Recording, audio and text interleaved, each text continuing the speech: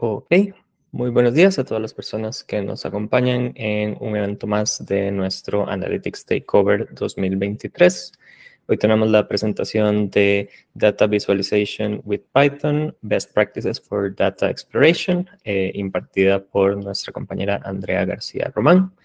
Andrea es científica de datos en el proyecto de Axiom, donde desarrolla modelos de Machine Learning aplicados al sector salud y forma parte también del Centro de Excelencia de Analytics.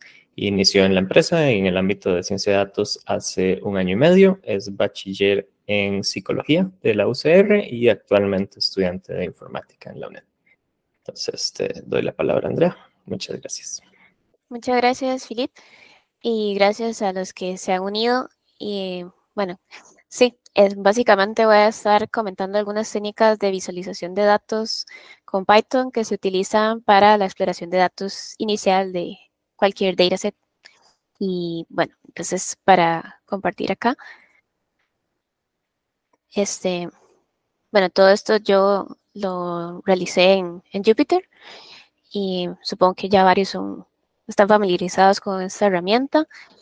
Bueno, para explicar un poco qué se entiende por exploración de datos, pues básicamente este es uno de los primeros pasos que un analista o científico de datos realiza para conocer el conjunto de datos y así se sabe con qué datos cuenta uno antes de empezar a trabajar con ellos.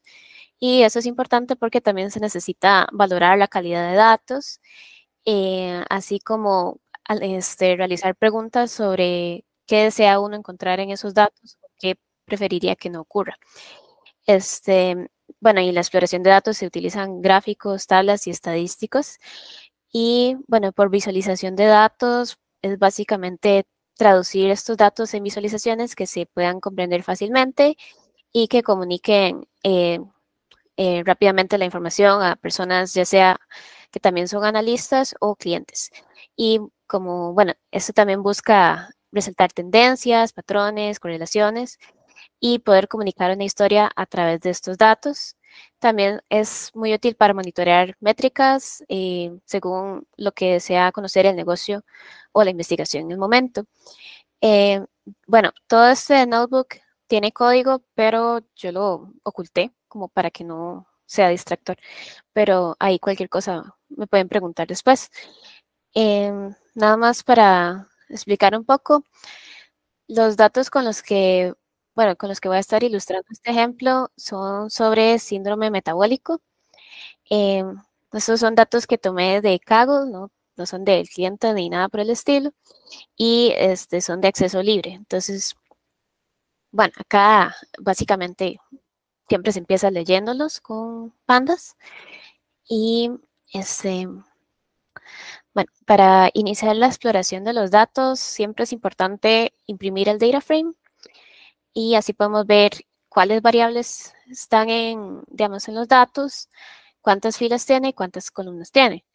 Es importante fijarse en las filas, dependiendo del objetivo que se quiera en el análisis, puede que necesitemos miles o millones de filas, o tal vez podríamos estar bien con unas 2000 o menos de lo que tenemos acá.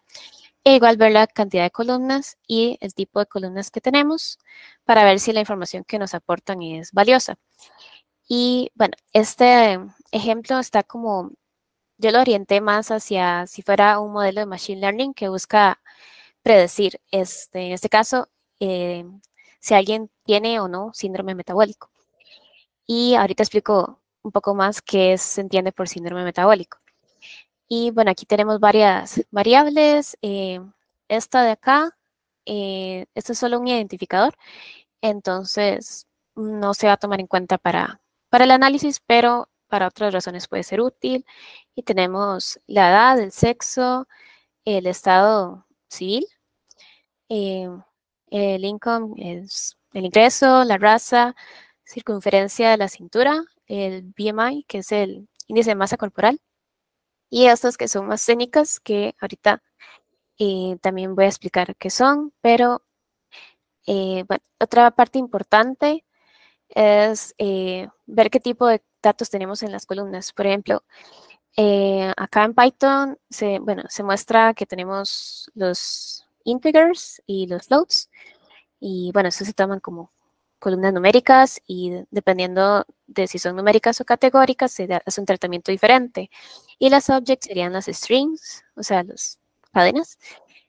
Entonces, acá podemos ver que tenemos 10 variables numéricas y 5 variables categóricas. Esto incluyendo la del identificador, pero ya luego la excluimos. Posteriormente, algo muy importante cuando uno hace cualquier análisis exploratorio es entender por dónde va, digamos, qué tipo de información uno está viendo, porque en este caso no es como tan transparente saber qué es, no sé, albuminuria o HDL. Entonces, acá viene explicado qué es cada una de estas variables, nada más para explicar las que son más difíciles. La albuminuria es la pérdida de albumina en la orina. Esta sería, bueno, CR sería el cociente de albumina y creatinina en la orina. El ácido úrico, que también está en la orina. El nivel de azúcar en la sangre, o también llamada glucosa.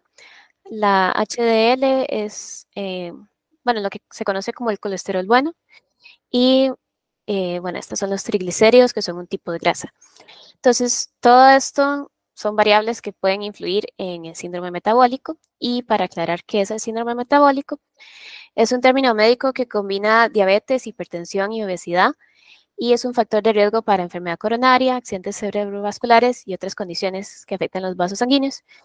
Y bueno, aquí vienen algunos criterios diagnósticos, pero no me voy a entrar mucho en eso.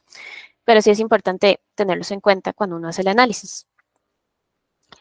Ok, luego otra parte muy importante que en mi opinión se debería realizar como al inicio de la exploración de datos es ver cuántos valores tenemos que son perdidos, o sea que son NA o que básicamente no tienen ningún valor. Acá en esta tablita se muestran las variables que tienen valores perdidos, las que no están es porque no, o sea, están completas.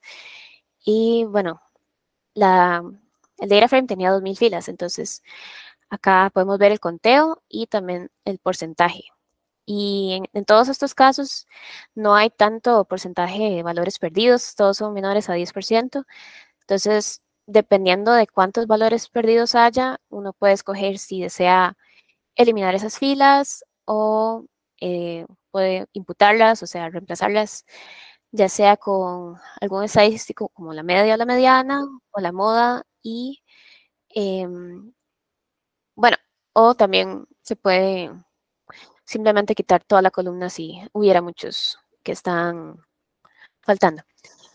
Entonces, sí, bueno, como mencioné, los valores perdidos tienen que tratarse de alguna manera.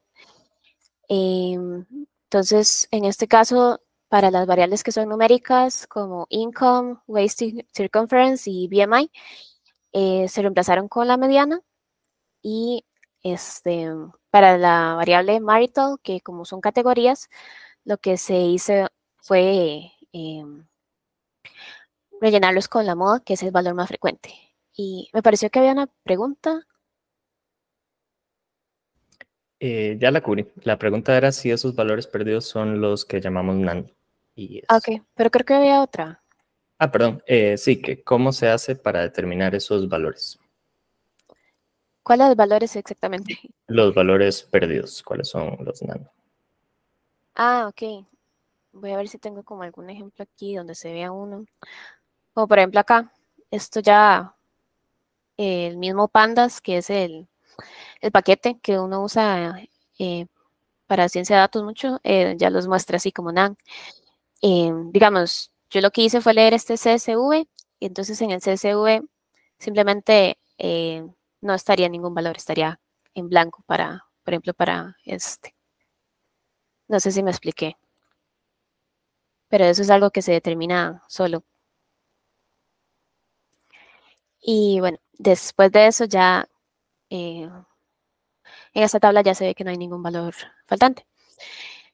Y bueno, otra parte importante es revisar cuántos valores únicos existe para cada variable numérica. Así podemos ver como si hay, por ejemplo, algunas variables numéricas que en realidad son ordinales, por ejemplo. En este caso, la variable de albuminuria solo tiene 3 valores únicos, o sea que solo existen, en este caso creo que era 0, 1 y 2, o sea, solo hay 3 niveles que esa variable tiene. En cambio, todas las demás pueden tomar varios valores, por lo que sí se consideran numéricas. Y sí, bueno, aquí básicamente explico esto. Como pueden ver, esta en realidad solo tiene 0, 1 y 2, porque esto es como una categoría. La mayoría de la gente no tiene esta condición. Entonces, otra parte importante es sacar estadísticos descriptivos para las variables numéricas. Para esto se usa una función que es muy simple y ya demuestra esta tabla. Y bueno, aquí uno puede ver bastante información. Tenemos el count, que es el conteo de cuántas filas hay. Entonces, por eso pueden ver que es constante para todas las variables. El min, que es el promedio, que básicamente nos dice alrededor de cuál valor se centra la distribución para cada variable. Como pueden ver acá, la edad promedio es 48, el income promedio es $3,931 y así para las demás variables. Por eso es importante que sean numéricos, porque no podemos sacar promedio de una categoría o algo que no es continuo. La desviación estándar, básicamente, esta lo que indica es qué tanto se separan los datos de la media, qué tanto se desvían. Y bueno, el mínimo y el máximo son bastante, se explican solos, básicamente cuál es la edad mínima o el BMI mínimo y máximo. Y bueno, también es muy importante el mínimo y el máximo porque con ello podemos ver si hay como valores que no deberían estar ahí. Por ejemplo, no sé, si hubiera una edad negativa o un BMI de 0 o algo así, probablemente esa persona, o sea, o fue un error o no sé, algo extraño pasó ahí. Igual con el máximo.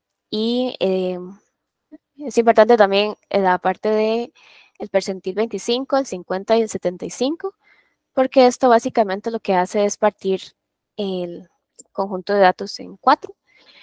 Entonces, el percentil 25 toma, digamos, este es el valor que toma la edad cuando agarramos el primer 25% de los datos. De igual manera con el 50, que el 50 también se conoce como la mediana, y en el 75 sería el valor que toma cada variable al agarrar el primer 75% de los datos. Y bueno, sí, entonces con esto uno puede ser bastante minucioso para ver cómo se distribuyen las variables, pero la verdad esto es más fácil verlo en un gráfico, que ahorita se los muestro. Entonces, para las variables categóricas, como mencioné, no se puede hacer este tipo de tabla. Entonces, lo que se puede hacer es sacar el conteo de cuántas personas son de cada categoría, por ejemplo, cuántos son mujer o hombre, de los estados civiles, de cuántos hay por cada raza, de la categoría, de cada categoría de esta variable de albuminuria y de nuestra variable target, que sería el síndrome metabólico. Y acá podemos ver que la mayoría de gente no tiene síndrome metabólico, lo cual es pues algo que uno se espera. Entonces, bueno, para acá, normalmente en los modelos de Machine Learning, uno tiende a tener un target que es binario, entonces, para este caso, acá viene con palabras, pero mejor pasarlo a 0 y 1, donde 0 es que no tiene síndrome metabólico y 1 es que sí lo tiene. Y ya queda recodificado. Y ahora para explicar un poco la visualización de datos, hay varias técnicas que se pueden realizar. Cuando hablaba de la distribución, una forma muy fácil de verla es con los histogramas, que básicamente acá están para todas las variables numéricas y lo que tenemos acá en el eje X son los valores. Me parece que es como más fácil explicarlo con la edad. Entonces aquí van todas las edades de 20 a 80 y en cada barra, digamos, que se llaman bins, en cada uno de esos viene cuántas personas hay para cada una de esas edades. Entonces acá podemos ver que la edad que tiene mayor se centra cerca de 80, con alrededor de 140 personas. Y en el resto de las edades, pues como que se mantiene parecido y algunas como que suben y bajan. Por otro lado, bueno, aquí vemos el resto de las variables y es bastante importante en estadística ver como la distribución, porque dependiendo del tipo de análisis puede que se requiera una distribución parecida como a esta, que es la llamada campana normal, que esperamos que la población se distribuya más o menos siguiendo esta forma. Pero acá podemos ver que no todas las variables siguen esta distribución. De hecho, hay algunas que están bastante separadas, como la de INCO. Y bueno, sí, eso sería con los histogramas. Otra cosa importante es que cuando uno hace un gráfico como este, que tiene varios subgráficos, es importante poner como cuál es cada uno. Por ejemplo, ponerle títulos y que los ejes expliquen por sí solos qué es pues cada eje que es, digamos. Y también fijarse que en este caso, como cada variable tiene magnitudes diferentes, ¿verdad? Eh, entonces, ver que los ejes tengan sentido. O sea, como que, por ejemplo, el IMC no va a ser así como de 0 a 10 y uno sabe más o menos que va de 18 en adelante. O así, o por ejemplo, que la edad tenga un eje negativo. Entonces, hay que tener cuidado con esos aspectos y sí, básicamente. Por otro lado, los gráficos de barras se utilizan mucho para las variables categóricas porque, bueno, no son continuas. Entonces, en este caso, a mí, por ejemplo, me gusta más ver cómo o sea, respecto a la variable target, cuántas hay de cada categoría. Es decir, cuánto hay en porcentaje de mujeres que no tienen síndrome metabólico. Entonces aquí podemos ver 51.2. ¿Y cuántas hay con síndrome metabólico? 49.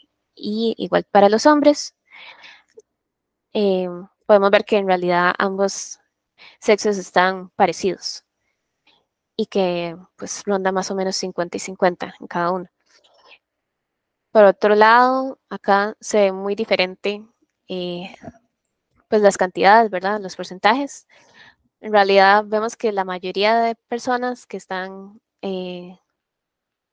casadas, bueno, mejor dicho, hay una mayoría de personas casadas en el DIAC y de las otras categorías no tenemos tantos, pero en general el síndrome metabólico se encuentra parecido, o sea, como que la mitad de las personas casadas lo tiene y la otra mitad no, y así para todas las demás categorías.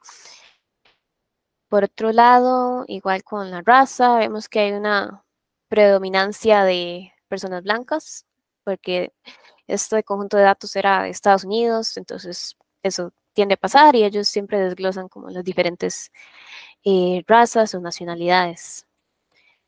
Y por otro lado, acá también podemos ver la albuminuria. En general, las personas como que tienen niveles similares, ya sea que tengan o no el síndrome metabólico. Y eso sería de los gráficos de barra. Para explicar algunas cosas más del gráfico en sí, igual acá uno puede ponerle como labels, digamos, para que se vea más fácilmente cuánto es el número aproximado que indica la barra, porque a veces, por ejemplo, acá sería un poquito difícil saber esta barrita pequeña cuánto representa. Entonces, sí es bueno ponerle labels y también asegurarse que el eje Y corresponda con lo que uno está mostrando, que en este caso es el porcentaje. Entonces, pues aquí viene el símbolo del porcentaje y va del 0 al 100. Y también importante la leyenda que especifica qué es lo que estamos diferenciando acá. ¿Okay? Por otra parte, algo muy importante que también se toma en cuenta en el análisis de datos son las correlaciones. Queremos ver si hay o no hay correlaciones entre las distintas variables. Aquí esto se muestra una tabla que son de correlaciones de Pearson y, bueno, básicamente acá existe una diagonal de unos que es la variable, la correlación de la variable consigo misma, pero luego uno puede ver la correlación de, por ejemplo, age con income, con la circunferencia de la cintura y así para cada una. Pero esto es un poco más difícil de ver a simple vista como qué está pasando con cada variable, ¿verdad? Entonces, una manera más fácil de visualizarlo es con un mapa de calor, que aquí además solo dejo un lado de, digamos, debajo de la diagonal o encima, porque tienen los mismos valores, pero a mí me gusta más la parte de abajo. Voy a hacerle un poco de zoom out para que se vea mejor.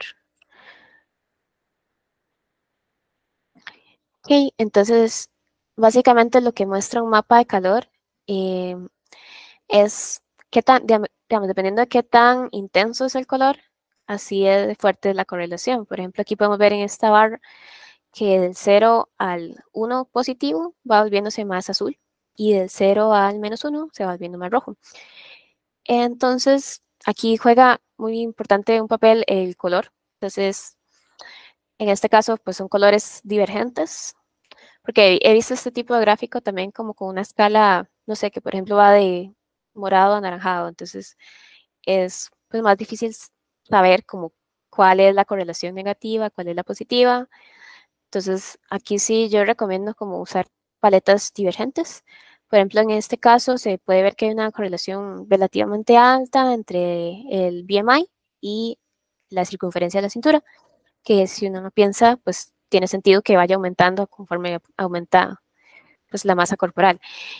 Y también en general hay pocas correlaciones altas, lo cual, dependiendo del tipo de análisis que uno quiera hacer, es bueno, pues significa que las variables no son redundantes, digamos, como que no tienen casi que la misma información. Tal vez BMI y waist circumference se podría decir que sí, dependiendo de qué tan estricto uno sea.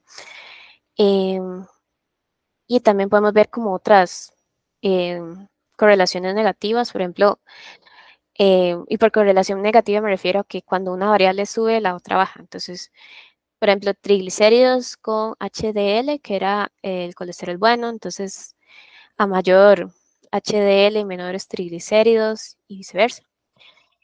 Entonces, sí, básicamente aquí se explica esto mismo y varias de estas correlaciones, las que uno considera que son relevantes, también se pueden ver después en lo que se llama scatterplots o gráficos de dispersión, que acá, bueno, aquí se puede ver cómo se distribuyen los datos cuando uno grafica una variable contra la otra. Por ejemplo, acá, bueno, aquí la correlación que hablaba que es bastante fuerte entre BMI y waist circumference, se puede ver que conforme va creciendo el BMI acá en el eje X, también va creciendo la circunferencia de la cintura. Entonces se puede ver una correlación positiva y relativamente fuerte. Para las otras correlaciones que eran un poco más moderadas, pues no se ve tan claro, pero eso es parte de lo que uno quiere averiguar, digamos, para ver si vale la pena conservar las dos variables o se da un tratamiento diferente. Por ejemplo, acá, pues uno ve que más o menos va formándose como esta diagonal, pero no es tan clara como aquí. Entonces, bueno, eso sería básicamente como uno hace un análisis de datos exploratorio, por decirlo así, como a mano, o sea, con Python. Y hay como un paquete también de pandas que le hace uno todo esto. Y me pareció interesante porque lo descubrí hace poco. En realidad no es algo que a uno le enseñen. Y básicamente uno solo pone como la base de datos y le pone todo esto. Aquí básicamente muestra casi que todo lo que ya mencioné, como cuántas variables hay, cuántas observaciones, si hay filas duplicadas y también cuánto pesa el dataset y los tipos de variables. Esto es bastante útil como si uno quisiera hacer un análisis ahí bien rápido y pasárselo a alguien que tal vez no es técnico o no sé, no tiene las herramientas para correr este código. Y luego va mostrando diferentes estadísticas para cada una de las columnas. Bueno, esto no tiene mucho sentido porque es el identificador, pero por ejemplo, si quisiéramos ver para BMI, entonces aquí le muestra este histograma, le muestra cuántos valores hay, cuánto es ese porcentaje, cuántos valores distintos hay, el promedio, todos los estadísticos descriptivos básicamente. Y si uno quisiera ver más, aquí puede ver aún más estadísticas. Por ejemplo, hay unas que no se usan tanto, pero uno puede considerarlas importantes, digamos, como el skewness, que es qué tan asimétrica es una distribución, o kurtosis, podemos ver todo esto aquí. Y sí, digamos, aquí incluye los valores más frecuentes, los valores extremos, y sí, esto para cada una de las variables. Igualmente, esta parte básicamente le hace el scatter plot a uno. Entonces, por ejemplo, si quisiéramos ver esta variable HDL contra triglicéridos, aquí se ve, no se ve tan claro como en los gráficos que yo hice, pero más o menos se puede ver, por ejemplo, este gráfico era el mismo que este. No estoy muy segura si esto se puede aclarar, como que hacerlo más preciso, pero podría averiguar. También podríamos ver las correlaciones, como la matriz que les mostré, y también de una vez le hace el mapa de calor, solo que aquí sí lo muestra como completo toda la matriz. Y le muestra igualmente el conteo de valores perdidos. Aquí se puede ver, por ejemplo, dónde están esos valores perdidos. Puede ser como que tal vez a uno le interese saber por qué hay tantos valores perdidos al final o en medio de las filas. En este caso parece que están como distribuidos sin ningún patrón. Y sí, también muestra como una muestra, valga la redundancia, de la fila. Estas son las últimas filas del data frame, estas son las primeras.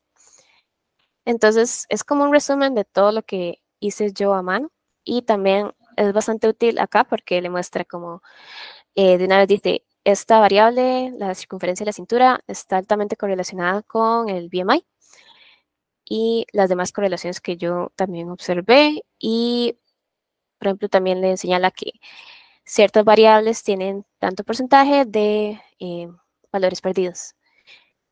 Y, por ejemplo, que esta variable es la del identificador, tiene valores únicos. Entonces, ya uno se puede imaginar que es un identificador o es una variable que no va a ser útil para un análisis, digamos, más estadístico.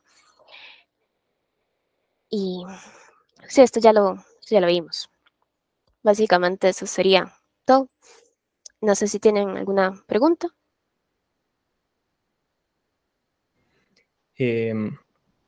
Tenemos una pregunta de Natalie Rojas, si se podría compartir el archivo de Jupyter. Sí, por supuesto. Les puedo compartir el archivo junto con el set de datos por si quieren como correrlo ustedes. Y sí, como esos datos son de Kaggle, realmente no tienen como ningún problema por eso. Y no sé si había alguna otra pregunta además de eso.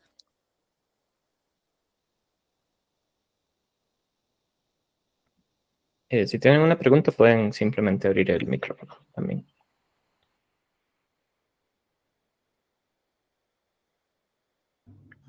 Una preguntita, el paquete de pandas que mencionaste que hace como todo ese análisis por sí solo se llama así, Panda Profiling Report. Está aquí abajo, es este. Pandas Profiling, se llama Profile Report. Ajá. Okay, perfecto. Sí. Gracias. Bueno, con gusto. Sí, sería solamente poner como el data frame, que ya uno lo puede leer fácilmente y ya le le hace este reporte en HTML en la carpeta donde esté su Jupyter. Sí.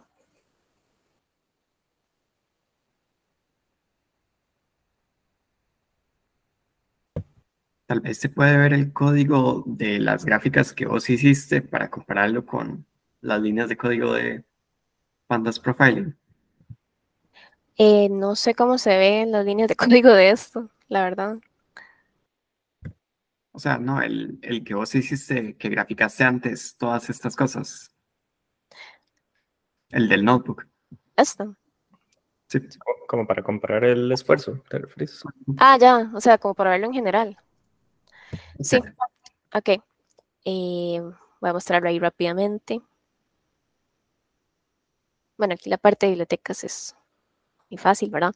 Tal vez la parte que tomó un poco más de esfuerzo fueron todas las funciones. No voy a adentrarme en qué hace cada una, pero sí hacen gran parte del análisis y, bueno, son funciones que una vez que uno las hace, pues son muy útiles para reutilizarlas, pero algunas sí toman su tiempo, pues, pensarlas y encontrar cómo hacer todos los detalles.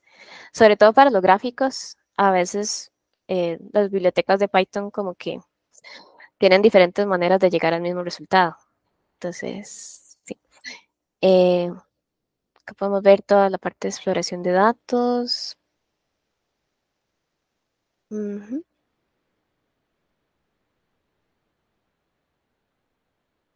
Como casi todo lo hice con funciones, entonces no se ve tan grande como la cantidad de código, pero si no lo hubiera hecho, por ejemplo, todos estos histogramas se ven así, digamos, como 9 en una sola figura, porque ya había creado una función que lo hacía así. Pero si uno lo hiciera a mano, pues tendría como que hacer un for o repetir varias veces el código. Para esto, igual para estos gráficos de barras. Y sí, aquí era ya como la última parte de la matriz de calor y de los scatterplots. Entonces sí.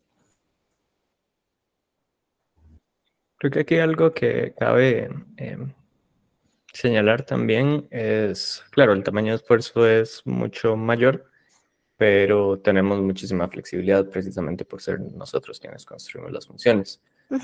Por ejemplo, en el reporte habla de alta correlación. Ajá, por ejemplo aquí. ¿Qué sería alta correlación? No, o sea, puede ser algo que dependa del área que es con la que estamos trabajando, con los tipos de datos que estamos trabajando. Alta no es una verdad universal y aquí se está tomando como alguna especie de receta. Entonces es algo que tomar en cuenta. Sí, por ejemplo, aquí en el reporte menciona que esta variable, que era el cociente de albuminuria en la orina, es altamente correlacionada con albuminuria. Bueno, o sea, eso es como un poco obvio porque una contiene a la otra, pero digamos, al hacer este reporte, pues no había una forma como de que él supiera eso, digamos. E igual como menciona Philip, esta variable, la circunferencia de cintura con el BMI, pues aquí dice que está altamente correlacionada, pero ya en el análisis vimos que era un 0.88.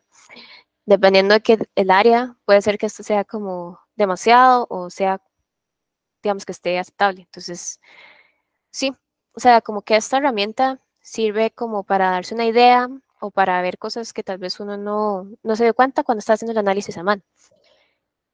Pero sí.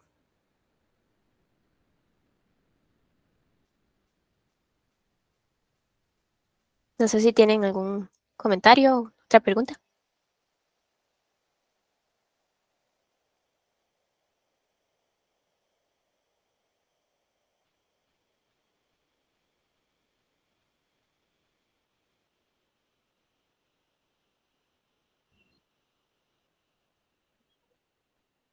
Itzel, adelante.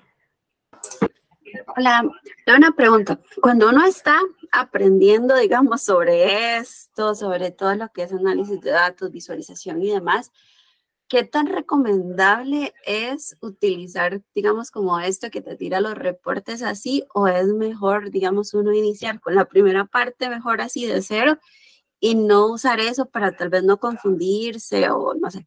Pero no sé qué recomiendan ustedes.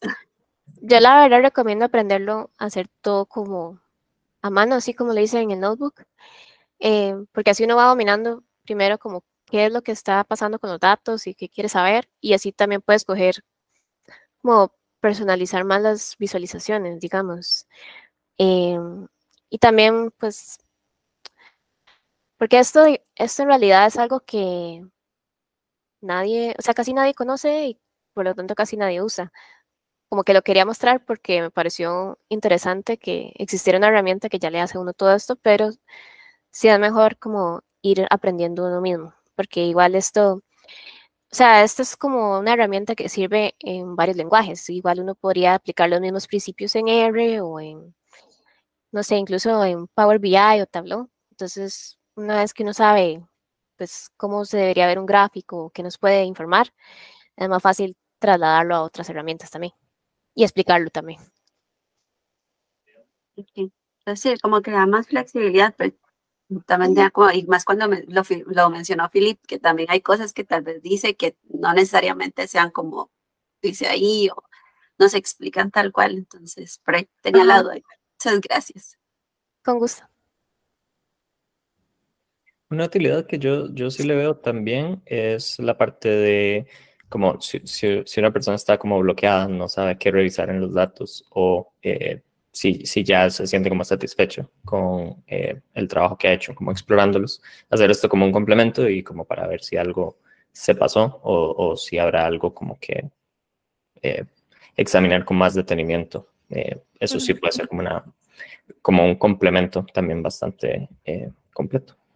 Y algo más es que, por ejemplo, esta herramienta de Pandas Profiling a usted le muestra, por ejemplo, cuántos datos perdidos hay, que por ejemplo aquí lo decía, que por ejemplo esta variable tiene 8% de datos perdidos, pero no hace nada al respecto, o sea, no los limpia, no los elimina o no los reemplaza. Al final eso le toca a uno hacerlo o buscar alguna otra función que se lo haga. Entonces, de todas formas, siempre va a tener uno que tener como alguna participación en el proceso.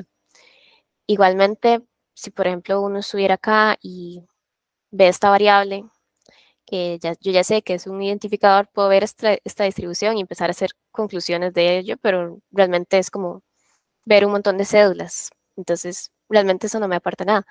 Entonces, sí es como importante ir haciéndolo uno, pero sí sirve como menciona Philip para tener ideas de qué hacer.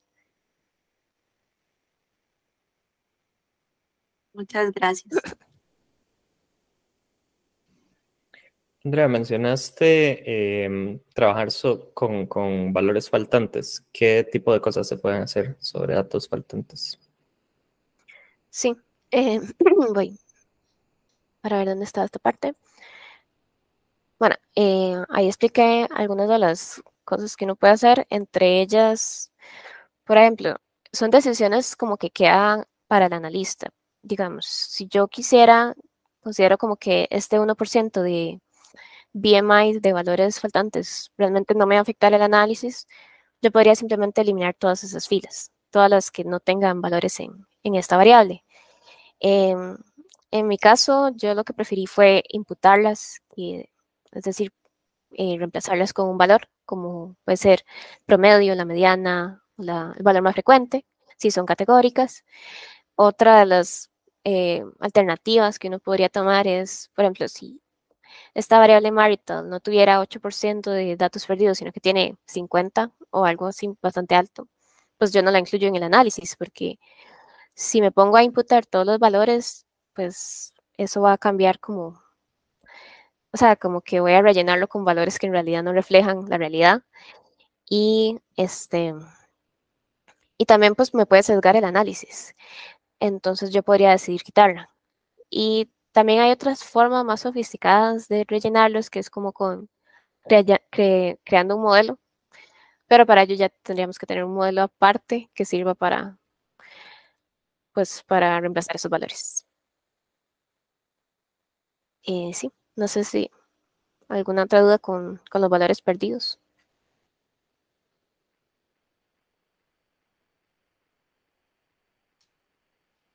Creo que algo interesante en el gráfico, en el scatter de las variables, creo que se ven como unas líneas y eso puede verse a los valores que fueron imputados. Sí, de hecho es muy probable porque andan como por acá en 90. Voy a revisar un momento.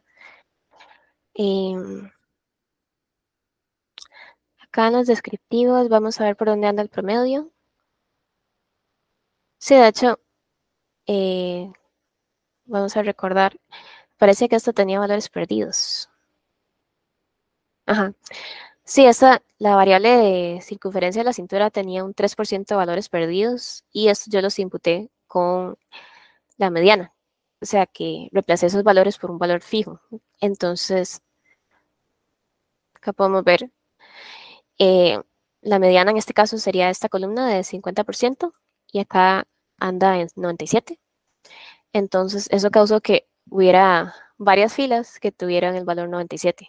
Entonces, como dice Francisco, esto se refleja aquí, que se ve como una línea recta. Entonces, eso es otro aspecto como a tomar en cuenta a la hora de, si uno decide imputar valores, digamos, como que haya mucho porcentaje de valores perdidos, porque puede causar este tipo de cosas, que no son necesariamente preocupantes dependiendo del análisis, pero sí puede ser importante. Y ahora que mencionas que usaste la mediana, ¿por qué sería buena idea usar la mediana en lugar del promedio, que es como lo que intuitivamente uno pensaría usar? Sí, eso se puede explicar un poco con, por ejemplo, los histogramas. Dependiendo de cómo sea la distribución de una variable, puede ser que la media y la mediana estén pues prácticamente en el mismo lugar. Por ejemplo, bueno, acá no tengo como la línea donde se podría mostrar, pero acá esta distribución de la variable de ácido úrico, podemos ver que está casi que centrada acá, alrededor del 6. Entonces, el promedio, voy a revisar cuánto era. El promedio está en 5.49.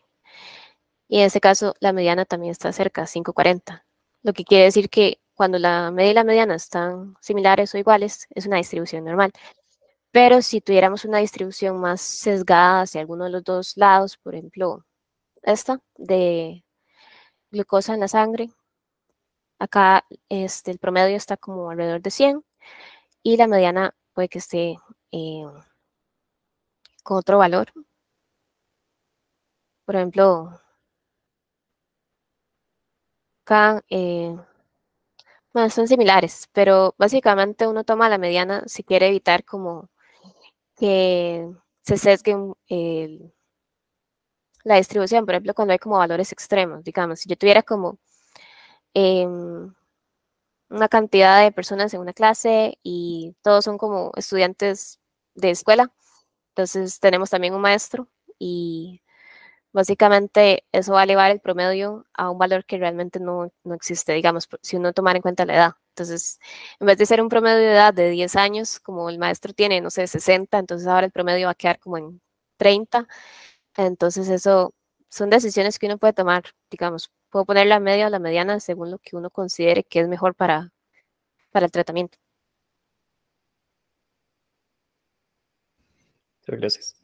Creo también que sí se ve esa brecha más que todo en la variable de ingreso, pero creo que también es una bonita oportunidad para ver el valor de ver las cosas de varias formas distintas, porque en el gráfico la distribución está muy complicado concluir eso. Sin embargo, en la tabla de resumen de estadísticas sí podemos ver esa brecha. Entonces, por eso es que tiene sentido como abarcar distintas formas. Sí. No sé si hay más preguntas.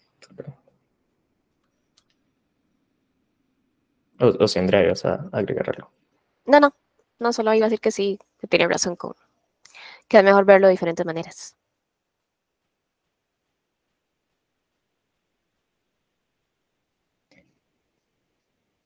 Ok, creo que no tenemos más preguntas. Muchísimas gracias, Andrea. Muchísimas gracias a todas las personas que nos acompañaron en esta sesión. Les recuerdo también que pueden seguir la conversación en Slack, en el canal COE Analytics. Y también extenderles la invitación a nuestra próxima y última charla del Analytics Takeover 2023, que va a ser este viernes a este mismo horario, 11:30, impartida por Sergio Morales, y se llama Demystifying Snowflake and Infrastructure and Usage Walkthrough. Así que muchísimas gracias por su tiempo y esperamos entonces que nos acompañen en la próxima sesión. Muchas gracias. Y les voy a estar compartiendo también los archivos de este análisis.